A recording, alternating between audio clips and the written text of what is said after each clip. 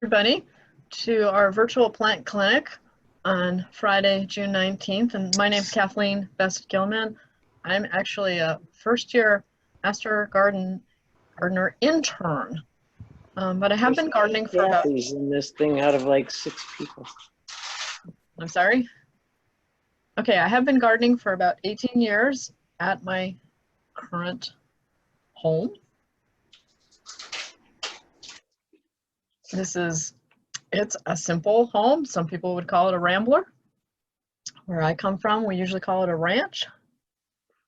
I'm not a professional horticulturalist, but I am an avid hobbyist, and I have leanings toward respecting nature and using native plants in my gardens. Our quarter-acre lot backs up to a wooded common area in our community. Consequently, there are mature trees behind my house that I have no control over, so I do have a very shady backyard. There's also a common path and a stream behind our house, all of which I love. I love being that close to nature. And I love the idea that I'm not looking over somebody else's fence into their backyard when I'm in my backyard. The trees there naturally create a shady backyard. This spring, I did an analysis of how much sun reaches our property, and it turns out even in the front yard, where there are only about 6 hours of sun a day in the sunniest areas, just enough to grow plants that like full sun, like a few vegetables. But that's the front yard. However, to my surprise, even with all those trees behind our property and the shadow of the house and elevated deck in our backyard, I learned the sunniest areas in the backyard get about 5.5 hours of sun, more sun than I had been assuming. So here's a shot of my backyard, which is actually an autumn shot. And I'm kind of looking at my backyard from an oblique angle. Up there on the left, you may notice a bit of structure. That's our deck that's elevated basically 1 floor up. And I want to point out the mature trees. Wondering, perhaps you can see my pointer. Mature trees behind our lots. Here on the right is a dogwood. Here on the left, further into the yard, is a lovely Japanese maple that's close to 30 years old, I believe.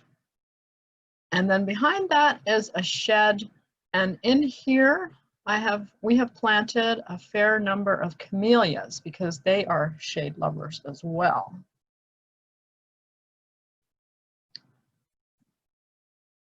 This is how it looks with a light snow in winter. I think this might have been taken last November. And I've stepped a little further into my yard. This is the Japanese maple in its fall splendor. The shed behind it, camellias here. And in the foreground, some evergreen ferns. Ferns actually can be evergreen or deciduous.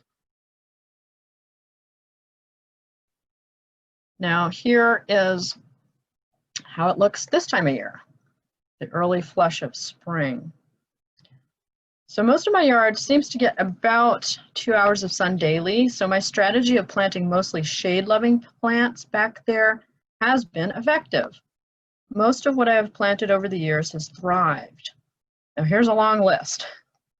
I've planted camellias, azaleas, Japanese maple, forsythia, the forsythia one on the sunnier side of the yard, hydrangea, witch hazel, dogwood, silky dogwood, rose of Sharon, burning bush, and native viburnum.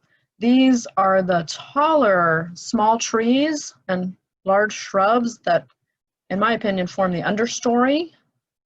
And then there are lots of ground covers that I've planted as well.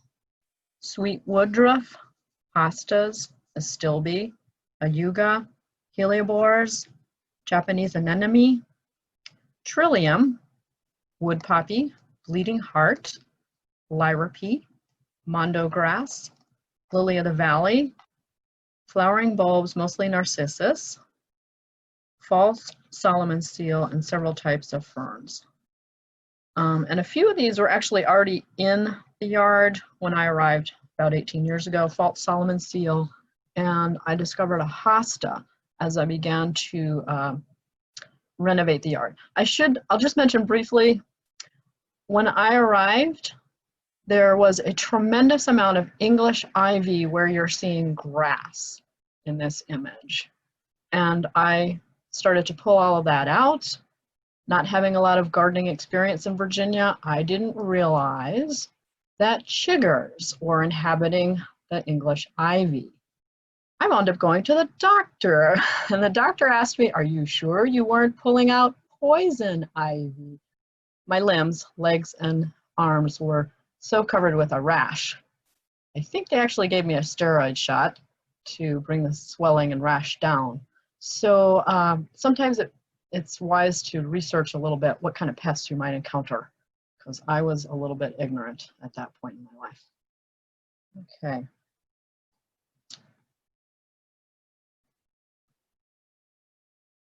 With ferns, I've definitely landed on a class of plants that are good in my yard and side yards because they both thrive and some of them even multiply. There are several ferns among the plantings here, and I'll try to show you some detailed shots in a moment. I'm not trying to tease you to find the ferns. First, let me just give you a short introduction to ferns and some of their growing habits and characteristics. Ferns are non-flowering, deciduous, or evergreen plants. That is, some die back to the ground, others stay green through the winter. Since they are all non-flowering, ferns propagate by producing spores, which are invisible to the naked eye, and some propagate by spreading through rhizomes in the ground. Ferns may have sterile or fertile fronds. Sterile fronds do not have sori, clusters of sporangia, on them, while fertile fronds do bear sori, or the sporangia, clusters of sporangia. Some ferns, like the ostrich fern, which I'll be showing you shortly, have dimorphic fronds. Dimorphic simply means two shapes, essentially. That's one way you could translate that. So this means that the graceful green upright deciduous fronds of the ostrich fern are sterile. They're also vertical and can be as tall as 4 to 5 feet. A separate fertile frond is shorter, only 16 to 20 inches tall, and it's brown when ripe, and it persists over winter to release the spores in early spring. Ferns overall prefer shade, though some tolerate some sun. Not all ferns like more moist soil, though many do. There's even a fern that's actually aquatic, although I'm not going to show it to you because I don't have any aquatic ferns. We usually think of ferns as having lacy, delicate fronds, but again, not all of them do. What I'm showing you here is a Japanese holly fern, and there's the botanical name as well if you're interested. Near my shed, I've planted a Japanese holly fern, which has shiny dark green pinnae. These are the leaflets, and here I think this shot actually used a flash, shows you how shiny because it's reflected the flash back toward me. Closely examine the edge of these pinnae do undulate modestly, and it looks a little bit like a Christmas fern, but the pinnae are much sturdier than the Christmas fern, which you'll see shortly. So the overall shape of the plant is kind of upright and fern-like. The foliage is a bit out of the ordinary because it's quite shiny and coarse, and it's not feathery at all. If you were able to handle it, you would see it's actually very stiff. This is not a native fern. Its native range is China, Japan, the Koreas, Taiwan, and Vietnam. So this is a non-native fern. Okay, getting back to my backyard, I just wanted to show you a quick shot of my deck, which is 1 story up. And beneath the deck grow a collection of autumn ferns, Dryopteris erythrosora, and these are fairly mature autumn ferns, and actually because of their maturity, they actually provide some screening of my back patio, giving us a little privacy.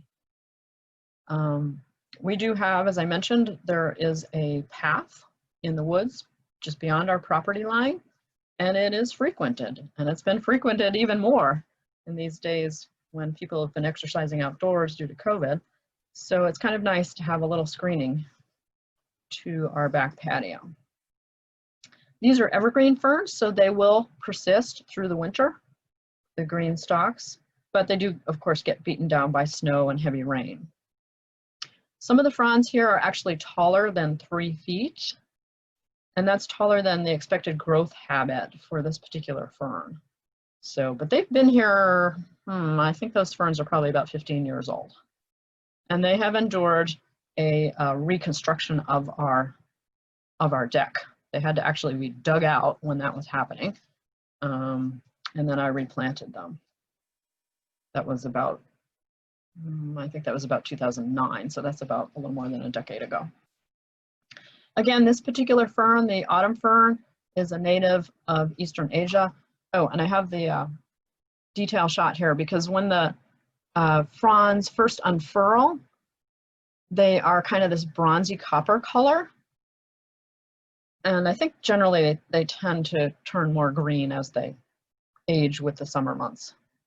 They are kind of semi-glossy, not as glossy as the holly fern I showed earlier, but semi-glossy. Next, I'd like to show you a Japanese painted fern. This also is not a native. Here you see it growing along stone steps that go up from my patio. And I have a close-up there on the right showing the fern just as it emerges from the ground. This is a deciduous fern. So this one dies back to the ground with the fall and winter, and starts to grow again in spring when weather is more agreeable. It's almost kind of camouflaged against the leaf litter just behind it. I wanted to show how it looks that way, kind of a maroon red. And as it matures, it will get more silvery. Now this is not the best picture. The Japanese painted fern is right in this area here, looking almost as silvery as the gray stone steps it's right next to. Here is the columbine in front of it in blossom. And by the way, that's not a fox, that's my cat. She kind of blends in. So the fronds get silvery as they mature, so they do keep their red coloration along the rashish or stems. Later in the hot summer weather, they turn greener. This fern has an interesting habit. It's been very successful at self-propagating in my yard. This is stones that I laid right next to, there's a concrete patio, which is at the back of our house right here, and I've extended the patio by putting in stone a number of years back. And I didn't plant these little folks here. They came up on their own. So sometimes it pays to not be the most neat gardener and not pull out every little weed that you might find in your yard. These Japanese painted ferns easily propagate, as you can see. They may even form colonies because they form them by branching rhizomes. But my guess is that these little guys got their start from spores that fell here, because I certainly didn't plant them between the cracks of my stone patio. Here they are colonizing at the woodsy edge of my garden. They're in the middle here. This is a full sun shot, so it's much brighter. This is lyripy in the foreground edge, and these are camellias in the background.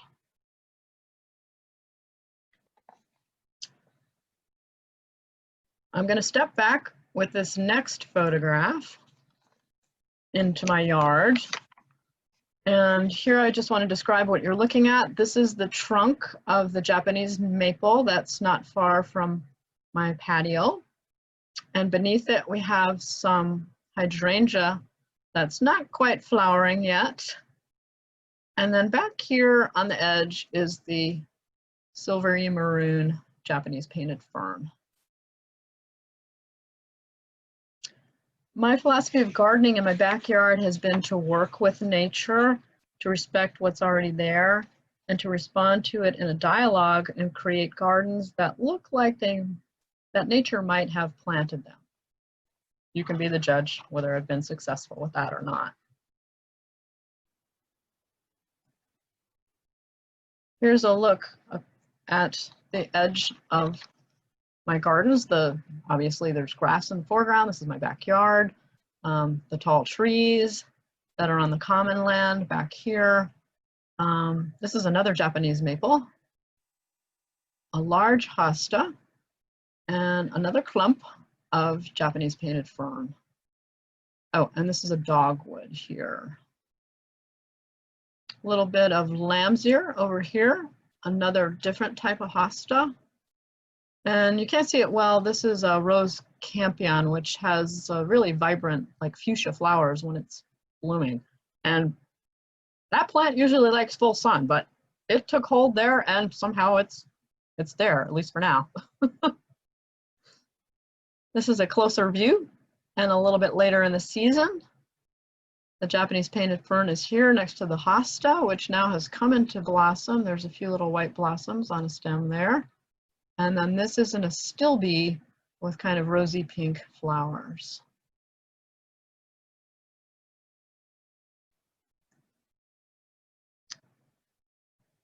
This is beneath the dogwood, a dogwood tree that's just a couple steps away from the last slide I was showing you. In the foreground here, with large white blossoms, is a hosta that's been there for many years and has gotten quite big. Tucked beyond it, also with white flowers, is a trillium, which I think is the native form of this one. And beyond that, I just wanted to point out ferns. These are the autumn ferns in their kind of coppery display when they are relatively new. Okay, the ferns that I have shown you so far are actually non-native ferns. So at this point, I thought I would turn to sharing 3 different native ferns that I've been growing in my garden: the ostrich fern, the Christmas fern, and finally the sensitive fern.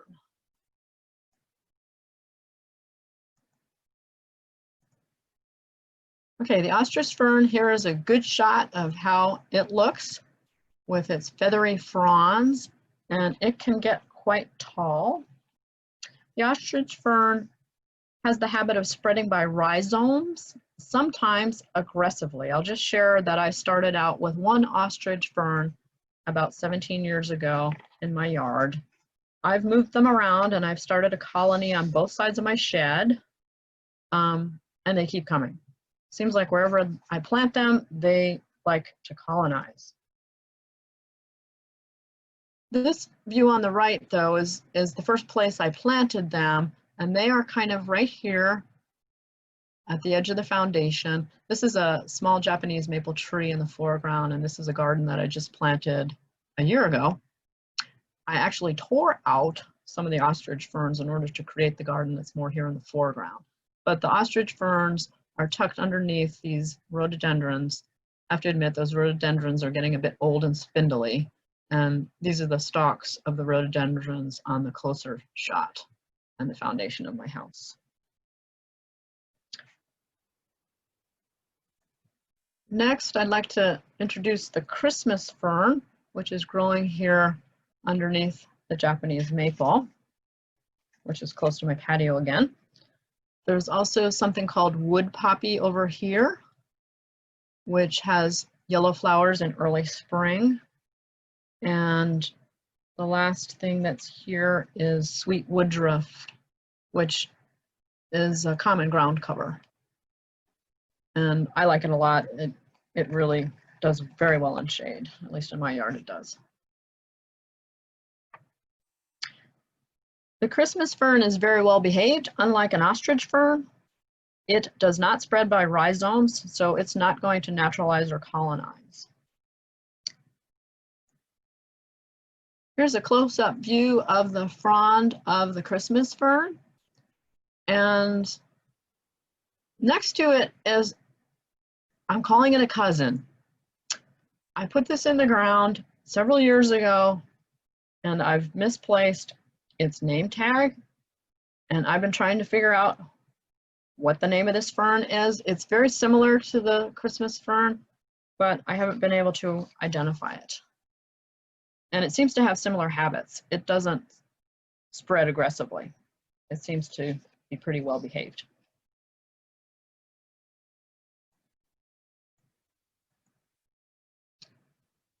And the third native fern I'd like to talk about is called sensitive fern. And the sensitive fern is one of the diamorphic ferns. I apologize, the shot here on the left is a little bit out of focus, but what I want to point out is the brown, whoops, sorry, I moved that a moment. I wanted to point out that brown part in the center here. That is the fertile frond, which has turned brown as it's matured. This is also sometimes called the bead fern because there's like little beads on there, and I apologize, the picture's not real clear to show that.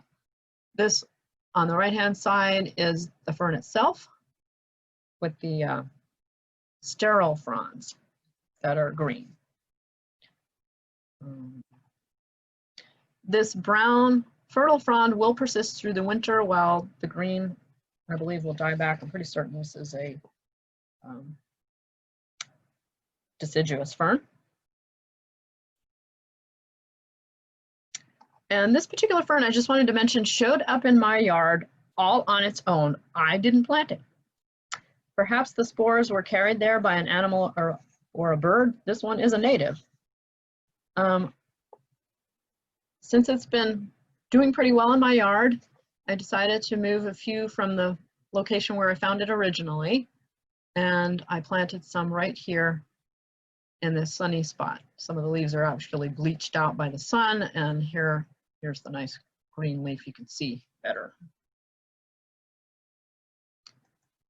Why bother planting ferns in your garden? Well, if you've got shade, ferns are a good choice because they're overall well adapted to shade. They're generally easy to care for and have few pests. Deer and rabbits generally leave them alone, unlike your hostas. They come in a variety of textures, shapes, and colors. They have different cultural habits. Some will spread easily and rapidly, others don't. And they do have difference in mature sizes, which means some could function as screening, a specimen plant, or some could function as ground cover. And some of the fiddleheads of some ferns are edible when cooked. I'm not an expert on what's edible, so I'll leave it at that. Research it carefully, please. I did hear recently, though, that hostas are edible, and that's one reason deers love them. So here's a visitor to my garden. This is actually my front garden where I have an azalea plant, and he showed up one morning, this little snake, and I was like, oh, took a close look at him but didn't touch him. He was about 4 feet long. Fortunately, he moved on and was gone about an hour later. Thanks for joining us today. Are there any questions?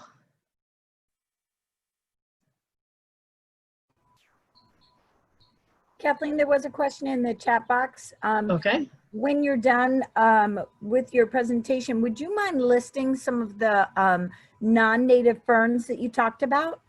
Okay. Thank you. Sure. Shall I stop sharing my screen? Would that be helpful at this point? Yeah, go for it. Okay. Hi, I have a question. This is Debbie. Can you hear me? Yes, I can. You have a beautiful yard. I just love it. Absolutely Thank you. love it. What ferns do you recommend for shady, dry areas? Ooh, That's or do you have any?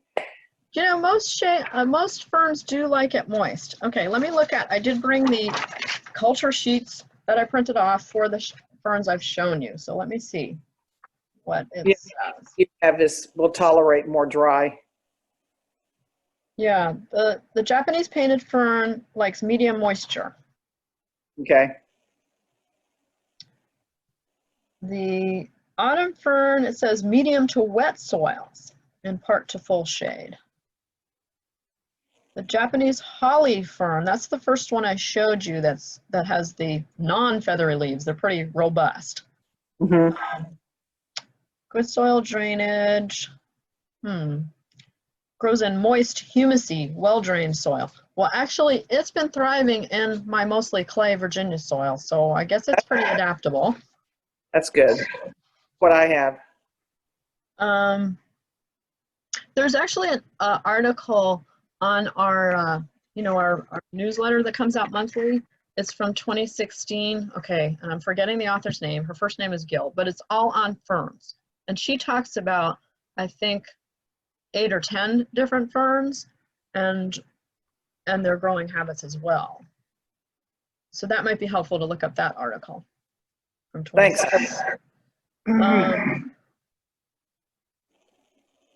The ostrich fern says best in rich soils with constant moisture.